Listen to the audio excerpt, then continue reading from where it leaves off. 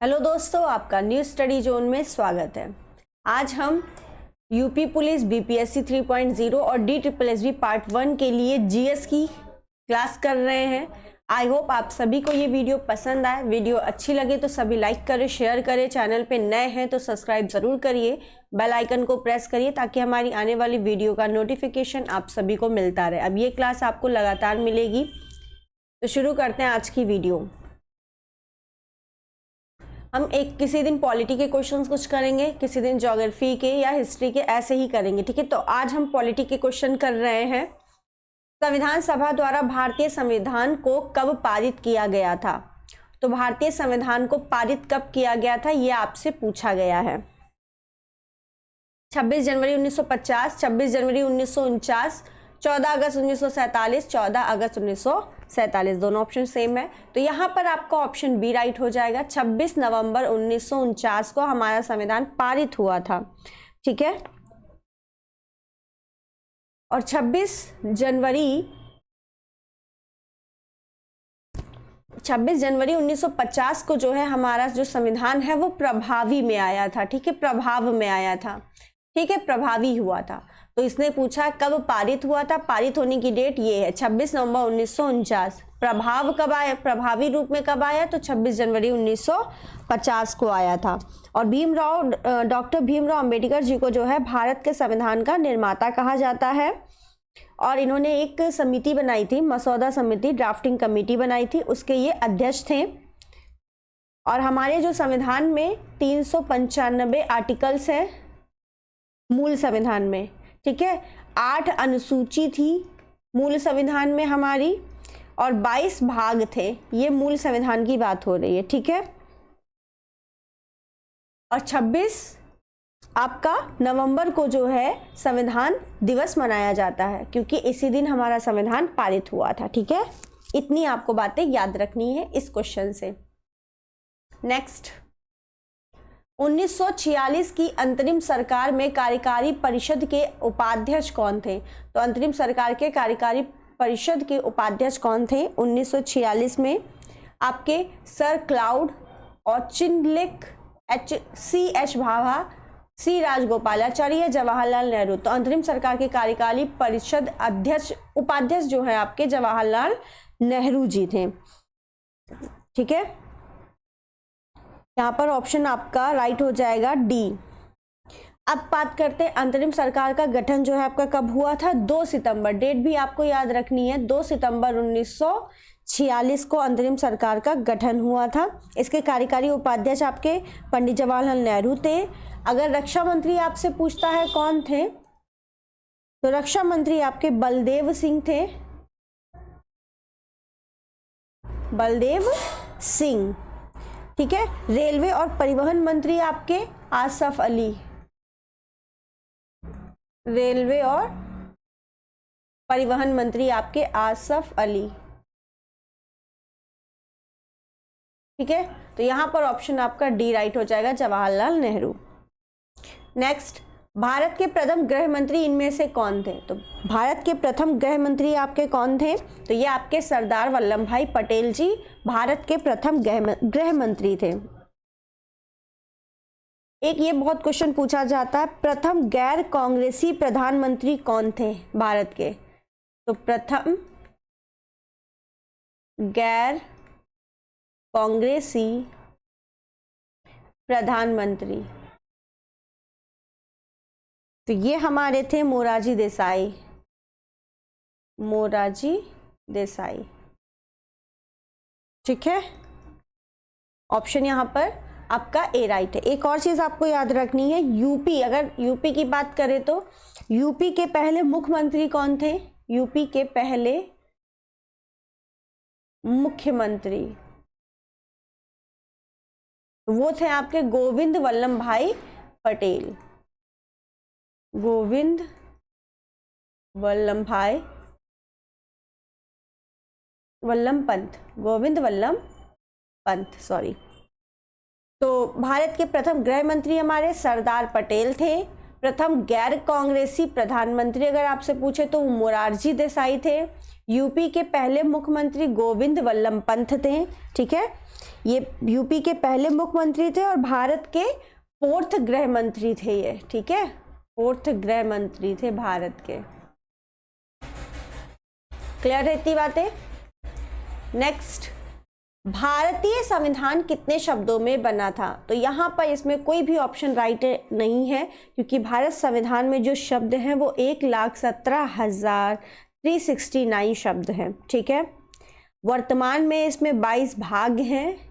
वर्तमान समय में 12 अनुसूची हैं, 12 शेड्यूल हैं आपके, और लगभग 450 प्लस जो है आपके आर्टिकल्स हैं। ठीक है, मूल में आपके भाग जो हैं वो आपके थे 22। ठीक है, आर्टिकल्स 395 थे, आर्टिकल्स 395 थे। ठीक है, और जो अनुसूची है वो 12 नहीं थी, कितनी थी? 8 थी। ये मूल संविधान की बात हो गई। ठीक है, और ये आपके शब्द कितने हैं भारतीय संविधान में? तो ये आपके शब्द हैं। ठीक है, 1,17,359। नेक्स्ट, भारत का संविधान लिखा गया था 2 वर्ष से अधिक किंतु 3 वर्ष से कम अवधि में, 3 वर्षों में, 3 वर्ष से अधिक अवधि में, 2 वर्षों में। तो भारत का संविधान जो है बनने में जो है 2 साल 11 माह 18 दिन लगे थे। ये एग्जैक्ट समय है संविधान को बनने में, समय जो लगा था। ठीक है, तो यहां पर पूछा है 2 वर्ष से अधिक किंतु 3 वर्ष से कम, ऑप्शन आपका यहां पर राइट हो जाएगा। ठीक है, आपको ये बता दिया गया संविधान जो है आपका पारित कब हुआ था आपका? तो 26 नवंबर 1949 को पारित हुआ था, और 26 नवंबर को संविधान दिवस मनाया जाता है। ये बातें आपको पहले बता दी चुकी हैं। नेक्स्ट, भारतीय संविधान को माना गया है संघीय, एकात्मक, संसदीय या रूप विधान में संघीय और भावना में एकात्मक। तो राइट आंसर क्या होगा आपका 6 का? तो यहाँ पर 6 का राइट आंसर ऑप्शन डी है। रूप विधान में संघीय है किंतु भावना में एकात्मक। नेक्स्ट है, निम्नलिखित में से किसने पहले 1935 में संविधान सभा का सुझाव प्रस्तावित किया था? 1935 में सबसे पहले किसने जो है संविधान सभा का सुझाव जो है दिया था? यह आपसे पूछा गया है। नेहरू जी ने, गांधी जी ने, जेपी नारायण ने, एमएन रॉय ने। तो किसने दिया था? तो एमएन रॉय ने जो है संविधान सभा का सुझाव प्रस्तावित किया था। ऑप्शन आपका डी राइट है। नेक्स्ट, संविधान सभा की अल्पसंख्यकों की उप समिति के अध्यक्ष का नाम बताएं। अल्पसंख्यकों की उप समिति के अध्यक्ष कौन थे आपके? ये आपसे पूछा गया है। अलादी कृष्ण स्वामी अय्यर, बी पटाभी सीतारमैया, एच.सी. मुखर्जी, के.एम. मुंशी। तो यहाँ पर ऑप्शन आपका सी राइट है। एच.सी.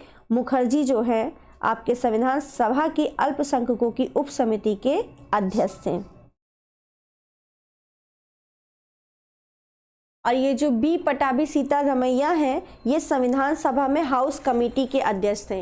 हाउस कमेटी के अध्यक्ष थे आपके। के.एम. मुंशी रॉय जो हैं संविधान सभा में ऑर्डर ऑफ बिजनेस कमेटी के अध्यक्ष हैं। अलादी कृष्ण स्वामी अय्यर जो है ये आपके मसौदा तैयार करने वाली समिति के 6 सदस्यों में से एक थे। ठीक है, तो ऑप्शन यहाँ पर सी राइट है। नेक्स्ट, भारत का संविधान सभा द्वारा डैश को अपनाया गया तथा 26 जनवरी 1950 को लागू किया गया।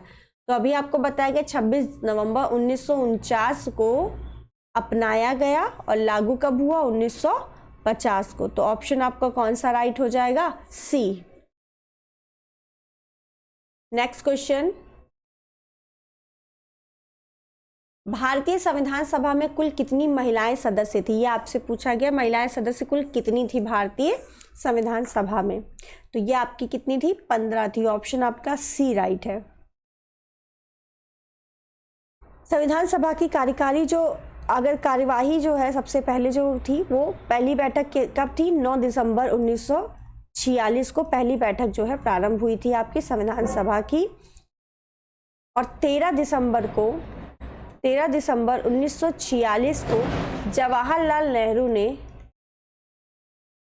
जवाहरलाल नेहरू ने जो है उद्देश्य प्रस्ताव प्रस्तुत किया था।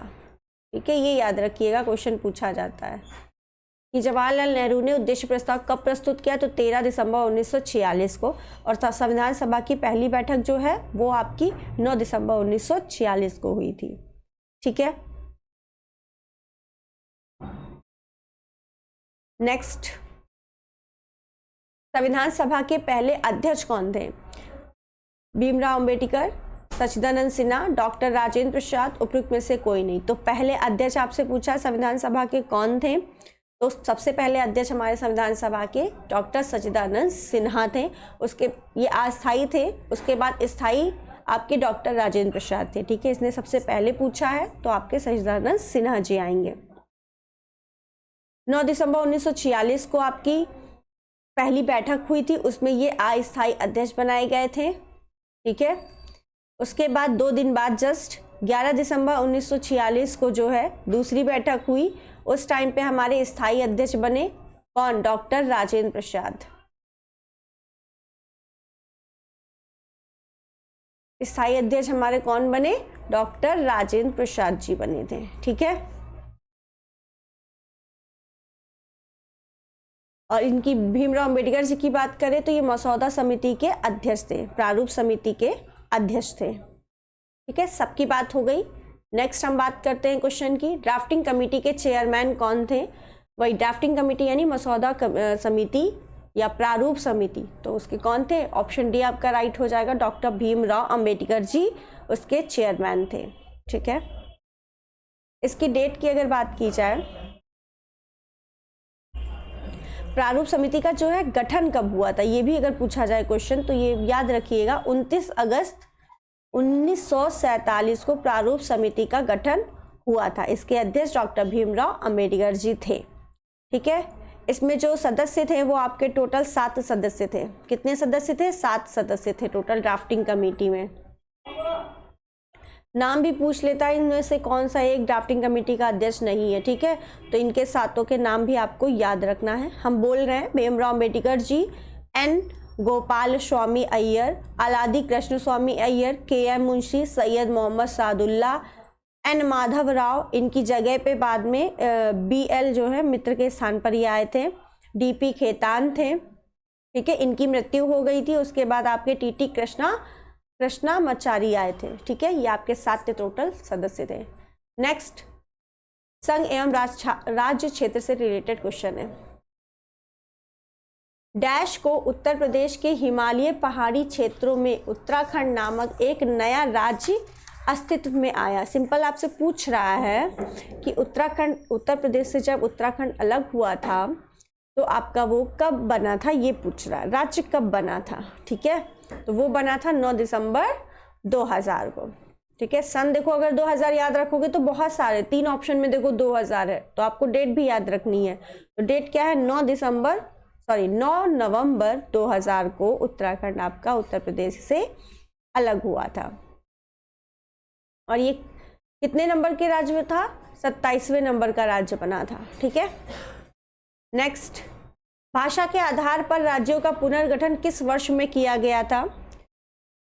तो यह आपका किया गया था 1956 में। तो इंपॉर्टेंट है, भाषा के आधार पर राज्यों का पुनर्गठन 1956 में हुआ था।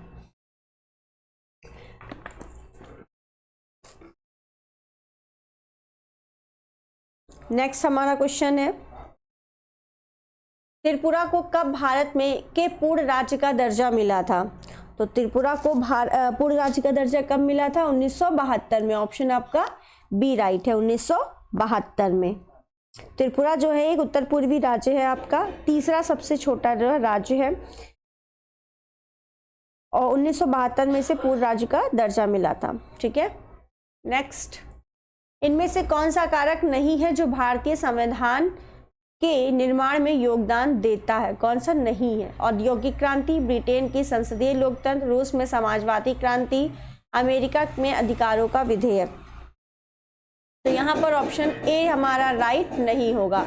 ये भारतीय संविधान के निर्माण में योगदान नहीं देता, बल्कि ब्रिटेन, रूस, अमेरिका, इन सभी से हमारे देश का संविधान ने कुछ ना कुछ लिया है। ठीक है, नेक्स्ट, भारतीय संविधान अपने नागरिकों को डैश की समानता का वचन देता है। कौन सी, किसकी समानता का? अभिव्यक्ति और विश्वास, हैसियत या अवसर, विचार और अभिव्यक्ति, अवसर और अभिव्यक्ति। ये क्वेश्चन बहुत बार आया हुआ हमारे एग्जाम में, ठीक है। तो यहाँ पर आपका ऑप्शन बी राइट होगा, हैसियत और अवसर, ठीक है। यहाँ पे इस वर्ड को और अच्छा बोलेंगे तो प्रतिष्ठा, प्रतिष्ठा और अवसर